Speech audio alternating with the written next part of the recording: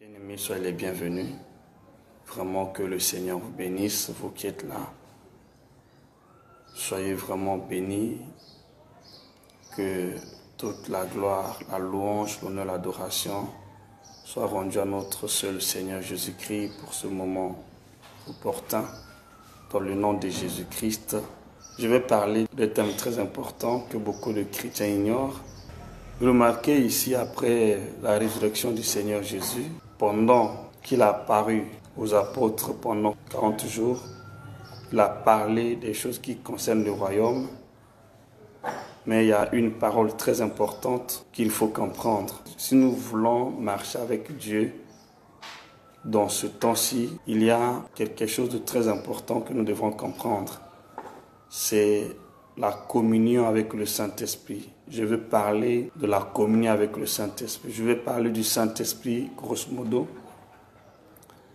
Lisons un passage ici dans Actes chapitre 1, verset 8. Mais vous recevez une puissance, le Saint-Esprit survenant sur vous, et vous serez mes témoins à Jérusalem, dans toute la Judée, dans la Samarie, jusqu'aux extrémités de la terre. Alors, bien-aimés, j'aimerais que vous compreniez ensemble avec moi cette grande vérité que beaucoup d'entre nous ignorent. Remarquez ici, c'est après la Pentecôte, après la mort et la résurrection du Seigneur Jésus-Christ. Après sa résurrection, quand vous lisez dans Actes, toujours chapitre 1, à partir du verset 3, vous allez lire ceci. Il dit, après qu'il eut souffert, il leur apparut vivant et leur en donna plusieurs preuves, se montrant à eux pendant 40 jours, y parlant des choses qui concernent le royaume de Dieu. Comme il se trouvait avec eux, il leur recommanda de ne pas s'éloigner de Jérusalem, mais d'attendre ce que le Père avait promis, ce que je vous avais annoncé, leur dit-il. Alors, bien-aimés, remarquez ici, Jésus était avec les apôtres. Pendant 3 ans et demi, ils étaient ensemble. Il a parlé des choses qui concernent le royaume. Après sa résurrection, il a parlé encore pendant 40 jours. Là, nous étions déjà après la résurrection. Ce n'est pas pendant son ministère terrestre. C'est après la résurrection. Il a parlé pendant 40 jours. Il a parlé des choses qui concernent le royaume. Mais avant d'aller au ciel, avant son ascension, il a recommandé aux apôtres de ne pas s'éloigner de Jérusalem. Parce qu'ils n'avaient pas encore reçu le Saint-Esprit.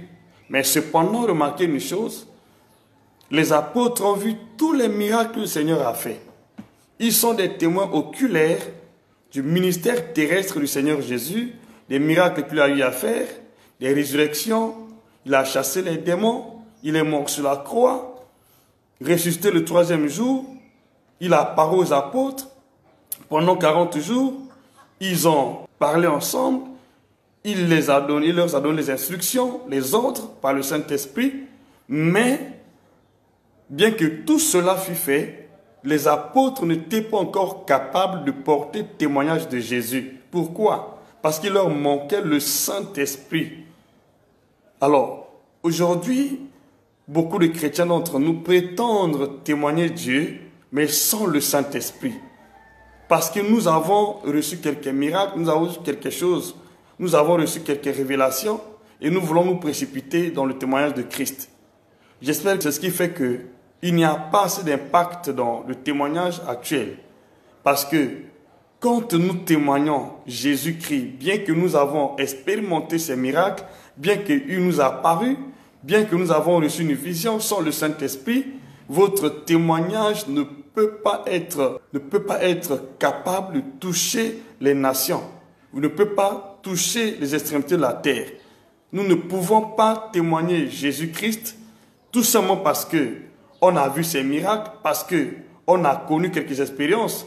On témoigne Jésus-Christ lorsque nous avons reçu le Saint-Esprit. Tant qu'il n'y a pas le Saint-Esprit en vous, vous n'avez pas le droit, peu importe les expériences que vous avez eu à faire, peu importe ce que vous avez vu, tant qu'il n'y a pas le Saint-Esprit en vous, vous ne pouvez pas témoigner Jésus-Christ. Et quand je parle de témoignage, je parle par exemple ceux qui veulent marcher avec le Seigneur toute leur vie. Si vous manquez le Saint-Esprit, vous allez marcher avec le Seigneur, mais pour un temps. Remarquez les apôtres, 3 années et demie, ils étaient avec le Seigneur. Ils ont tout vu. Ils pouvaient être à mesure de porter le témoignage. Et les gens allaient certifier le témoignage. Mais il leur manquait le Saint-Esprit. Je veux tout simplement lancer un appel à vous, frères et sœurs. Nous qui voulons marcher avec le Seigneur. Nous qui voulons marquer l'histoire de l'Évangile. Nous ne sommes pas capables de témoigner Jésus-Christ sans le Saint-Esprit. Tu peux recevoir les révélations. Tu peux recevoir les visitations. Tu peux même recevoir la vision. Mais si tu n'es pas sûr que tu as le Saint-Esprit dans ta vie, si tu n'as pas le Saint-Esprit, tu ne peux pas porter témoignage de Christ. C'est la raison pour laquelle aujourd'hui, il y a beaucoup de ceux qui prétendent témoigner Christ. C'est tout à fait normal. Mais malheureusement, ce témoignage-là est juste un feu de paille. C'est ce qui fait que même aujourd'hui dans les églises, nous avons beaucoup de gens, mais qui ne sont pas du tout convertis. Parce qu'il manque une communion parfaite avec le Saint-Esprit. Logiquement, on n'est pas capable de témoigner Christ devant les nations ou dans une nation ou devant le public sans avoir le Saint-Esprit sur nous. Christ lui-même, avant de commencer son ministère, remarquez une chose, Jésus n'a pas exercé le ministère avant d'être rempli du Saint-Esprit. Et pourtant, il est né du Saint-Esprit. Il avait le nom de Jésus-Christ depuis sa naissance. Donc, il est né, la parole faite chair. Mais malgré tout ça, Jésus n'a pas osé témoigner ni exercer son ministère avant d'être rempli du Saint-Esprit. Et lorsqu'il était baptisé du Saint-Esprit, il est encore allé dans le désert. Il a passé 40 jours, 40 nuits. Et quand il est sorti du désert, il était revêtu de puissance. C'est à ce moment-là qu'il a commencé le ministère. Le temps n'est plus de faire l'aventure avec le Seigneur. Parce qu'il y a des choses sérieuses qui nous attendent. Église, corps de Christ. Je vous parle en tant que frère, en tant qu'homme de Dieu, en tant que aussi serviteur de Dieu, en tant que ministre de Christ. L'église de Christ. Il y a des choses sérieuses qui nous attendent. Mais si nous n'avons pas le Saint-Esprit, nombreux d'entre nous vont renoncer Jésus un jour. Pierre était avec Jésus. Il avait vu tous les miracles possibles. Mais le jour de la crucifixion, il a renoncé Jésus. Tant que vous n'avez pas le sceau du Saint-Esprit en vous, vous n'êtes pas encore un disciple affermi. Vous n'êtes pas un disciple certifié, assermenté de Jésus. Si aujourd'hui les églises actuelles ont beaucoup de difficultés, c'est parce que nous prétendons témoigner Christ, mais on n'a pas le Saint-Esprit. On n'est pas conduit par l'Esprit. Or, on ne peut pas être censé témoigner Christ sans le Saint-Esprit. Les apôtres avaient vu tout. Ils avaient la parole. Ils avaient les ordres. Ils avaient le nom de Jésus. Mais ils ne pouvaient pas témoigner. Le Seigneur a dit, ne vous éloignez pas de Jérusalem. Restez là jusqu'à ce que vous ayez revêtu la puissance d'en haut. Tu n'es pas revêtu la puissance d'en haut, ou vous n'êtes pas revêtu la puissance d'en haut, votre témoignage sera un feu de paille. Or, Dieu ne veut pas les feux de paille. Dieu veut un feu qui va embraser non seulement votre quartier, votre ville, mais aussi les extrémités de la terre. Si aujourd'hui beaucoup de témoignages s'arrêtent justement dans le quartier ou dans une ville, c'est parce qu'il manque quelque chose. Il manque le Saint-Esprit, le baptême du Saint-Esprit. Tu peux avoir toute la connaissance. Qu'est-ce qui se passe actuellement? Les gens prétendent témoigner Christ avec la connaissance, la Bible, avec la connaissance qu'ils ont reçue dans les instituts bibliques, dans les écoles bibliques. Cette connaissance que vous pouvez recevoir dans une école n'est pas susceptible d'apporter le témoignage de Christ. Si vous avez reçu juste une connaissance ou une révélation de Christ, je vous conseille une chose. Cherchez le baptême, la communion avec le Saint-Esprit. Parce que si vous n'avez pas le baptême du Saint-Esprit, la communion avec le Saint-Esprit, votre témoignage va s'arrêter en chemin. Votre marche avec le Seigneur ne sera pas une marche éternelle, une marche durable. C'est ce qui fait qu'aujourd'hui, il y a tellement de corruption dans les églises. On se pose la question, mais pourquoi on va à l'église en masse, mais beaucoup de gens ne sont pas convertis? Tout simplement parce qu'il manque le Saint-Esprit. Si vous n'avez pas le Saint-Esprit, même si vous avez vécu avec Jésus, même si vous avez vu ses miracles, même si vous êtes vous-même l'objet d'un miracle divin, même si vous avez reçu des miracles, vous ne pouvez jamais marcher avec Dieu jusqu'au bout. Il va arriver des moments quand les temps difficiles arrivent. C'est pendant ce temps-ci, quand les temps difficiles arrivent, vous allez vous refroidir. Si beaucoup de gens se refroidissent maintenant, ce n'est pas parce qu'on a fermé les portes des églises, c'est parce qu'il manque le Saint-Esprit.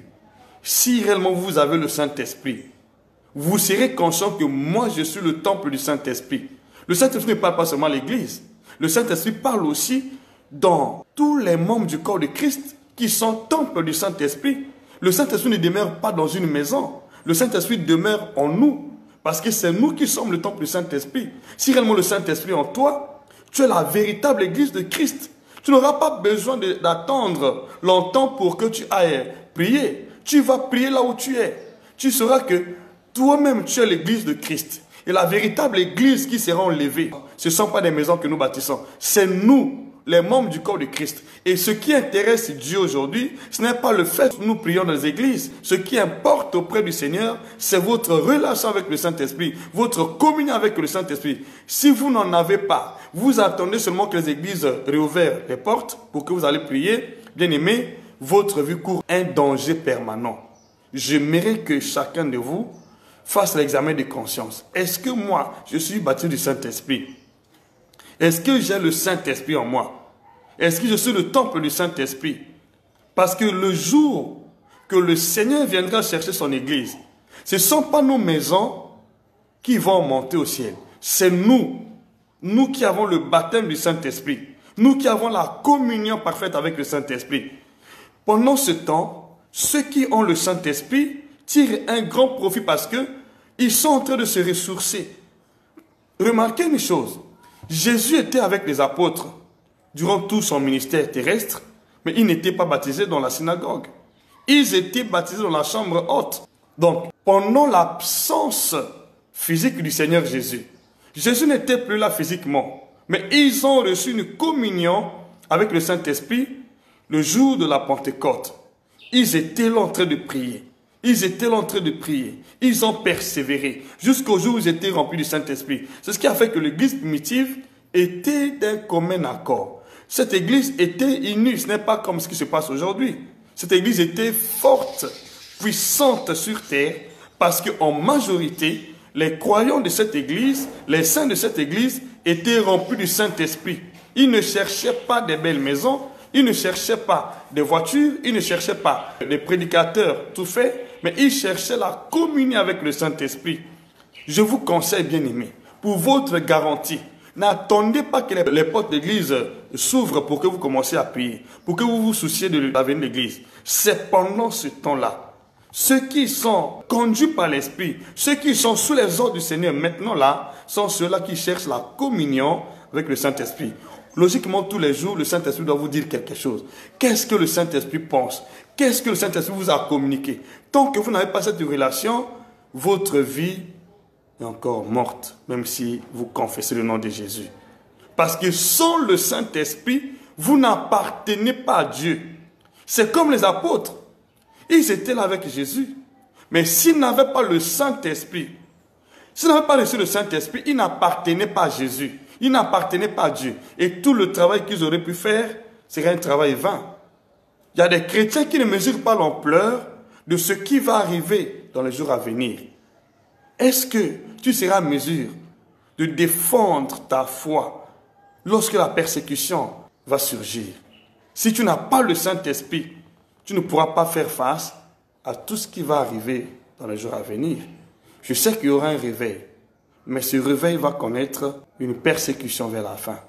Nous sommes au temps, pour ceux qui sont conduits par l'Esprit, cet espace que Dieu nous a donné, le temps que Dieu nous a donné, que nous appelons confinement, c'est le temps pendant lequel Dieu veut que chacun de nous fasse l'effort d'avoir une communion parfaite avec le Saint-Esprit. Parce que si tu n'es pas baptisé du Saint-Esprit, tu ne peux pas témoigner.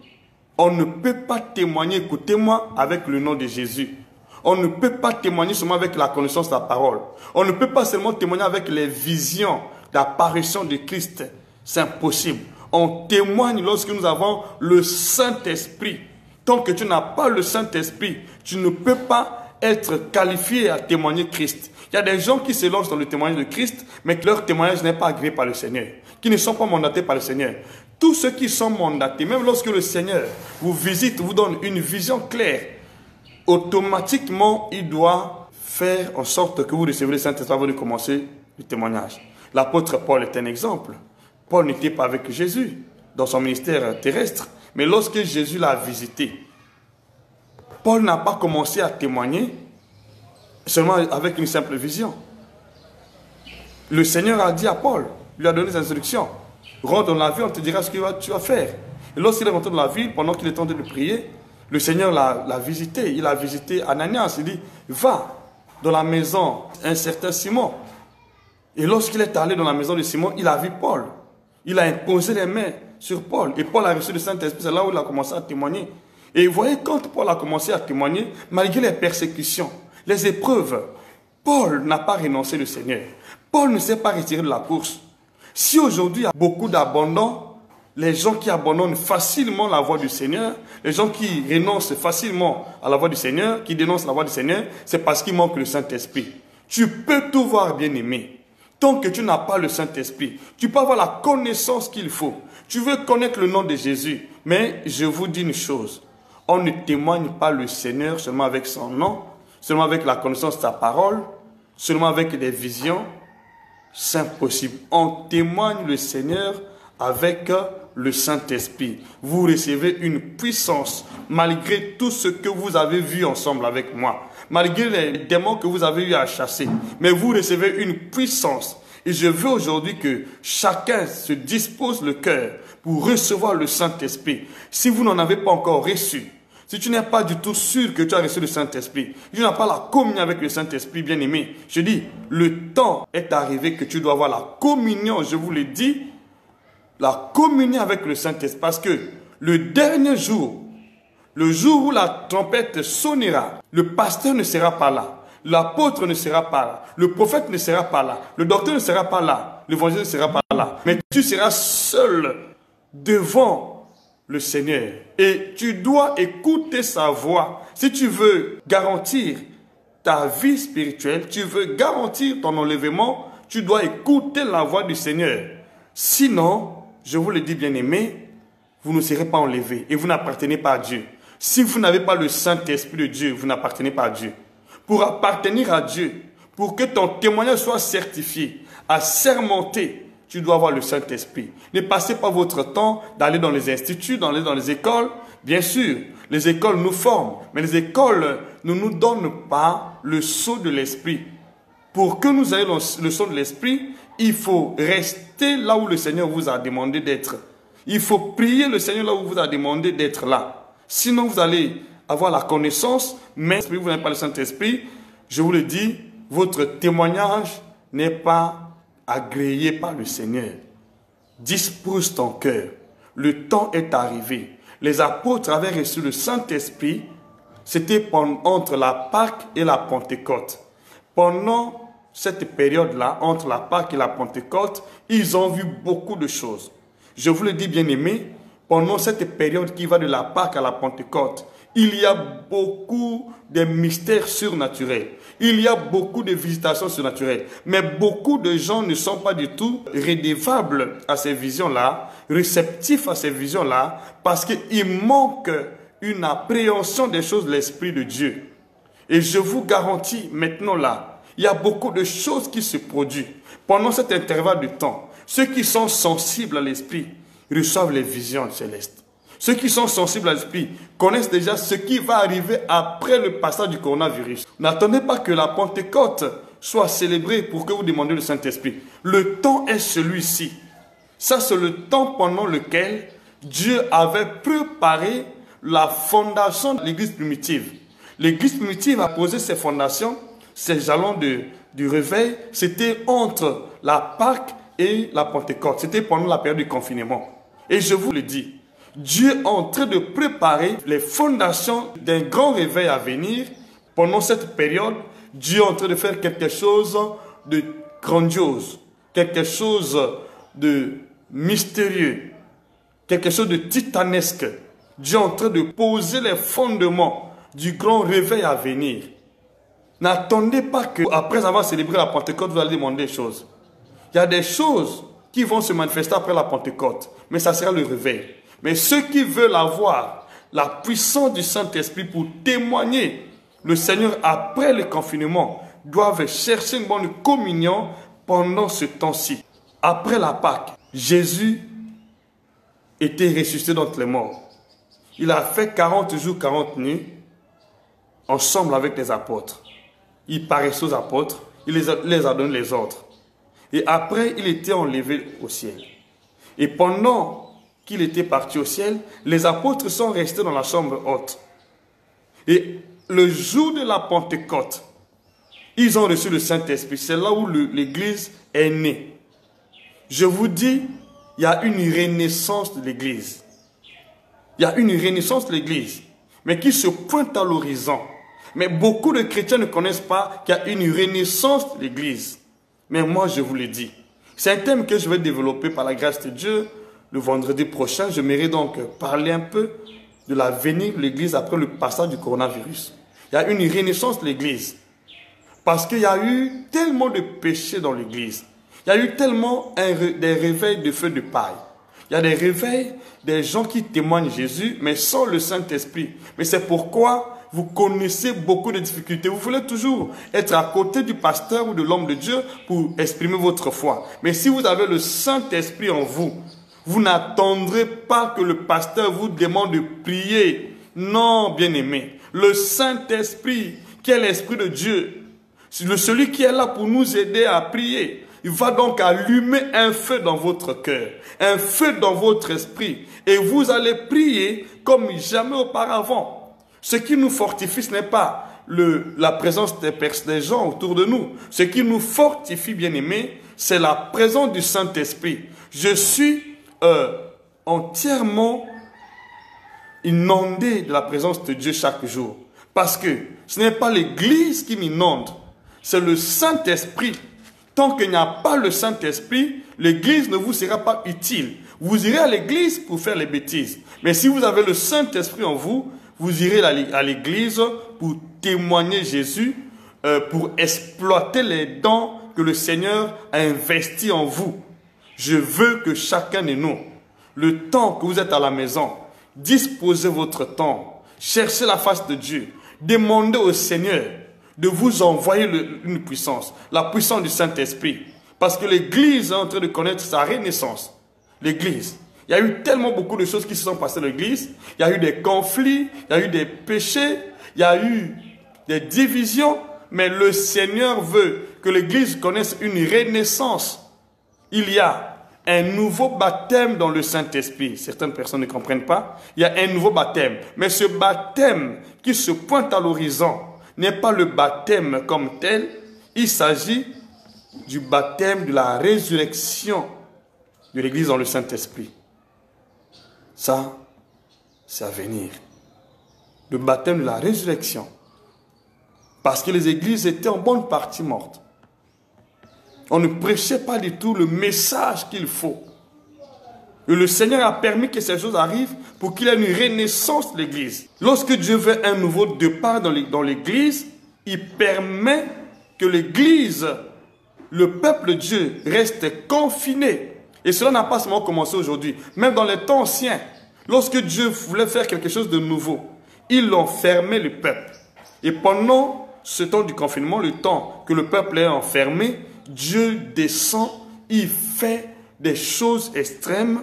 Et quand le peuple sort de là, il est renouvelé. Il commence une nouvelle marche avec le Seigneur. Mais cette nouvelle marche dépend de notre communion avec l'Esprit de Dieu pendant cette période. Nous devons prier, chercher la face de Dieu. Ne cherchons pas autre chose. Ne demandez pas autre chose. Demandez Dieu de vous baptiser de cette nouvelle vague de l'onction. Cette nouvelle vague de l'onction qui concerne le réveil à venir. Cette nouvelle vague est disponible maintenant. Moi, je vous le dis. Cette nouvelle vague d'onction est maintenant disponible. N'attendez pas après la Pentecôte. Cette vague est disponible maintenant là. Et je prie que chacun de vous puisse faire de la prière ensemble avec moi. Demande à Dieu de faire déverser dans votre vie cette nouvelle vague. Parce qu'il y a une renaissance de l'Église. Une renaissance. C'est-à-dire, Dieu va encore plonger l'Église dans un nouveau baptême. On ne peut pas parler du réveil sans qu'il y ait un nouveau baptême. C'est-à-dire une nouvelle vague d'onction. Il y a une nouvelle vague d'onction. Mais cette vague-là, je vous le dis, est prête. Dieu veut faire déverser cette vague-là. Mais beaucoup de gens ne sont pas du tout conscients de cela. Il n'y a pas assez de gens qui sont en train de prier pour que cette vague soit déversée. Et cette vague dépend de notre vie de prière. Nous devrons prier, supplier Dieu. Seigneur, envoie cette vague pour la renaissance, pour un nouveau départ de l'Église, pour le réveil à venir. Au nom de Jésus-Christ, que le Seigneur vous bénisse, que le Seigneur nous soutienne tous, que le Seigneur soit avec vous, que le Seigneur vous éclaire encore de plus belle. Au nom de Jésus-Christ, nous allons prier. Père éternel, Dieu de gloire, merci Dieu Tout-Puissant pour tout ce que tu viens de nous communiquer aujourd'hui, pour tout ce que tu viens, Seigneur, de nous annoncer, pour tout ce que tu viens de nous révéler. Nous croyons, Seigneur, qu'il y a vraiment une nouvelle vague d'onction qui se pointe à l'horizon. Et cette vague d'onction est prévue dans l'intervalle de temps allant de la Pâque à la Pentecôte. Seigneur, nous voulons être parmi ces gens-là, au nom puissant de Jésus. Nous voulons être parmi ces gens qui bénéficient, Père, de cette nouvelle vague. Nous prions, Seigneur Dieu Tout-Puissant, pour cette nouvelle vague. Et que, Père, cette nouvelle vague d'onction soit déversée sur ton Église. Au nom puissant de Jésus, que le peuple comprenne, Seigneur, et qui prie avec détermination, avec dévouement, Seigneur puissant, avec soif, avec l'ardent désir de recevoir cette vague. Au nom puissant de Jésus, Seigneur, nous croyons sincèrement qu'il y a quelque chose de nouveau que tu veux faire dans l'Église. Père, tu veux que ton peuple que nous sommes soit rempli du Saint-Esprit, soit revêtu de puissance, soit revêtu de l'infini grande la puissance, pour redémarrer, Seigneur puissant, un nouveau départ, pour redémarrer, Seigneur, le nouveau réveil qui pointe à l'horizon. Père, étends ta main, Dieu de gloire, au nom puissant de Jésus, au nom de Jésus-Christ.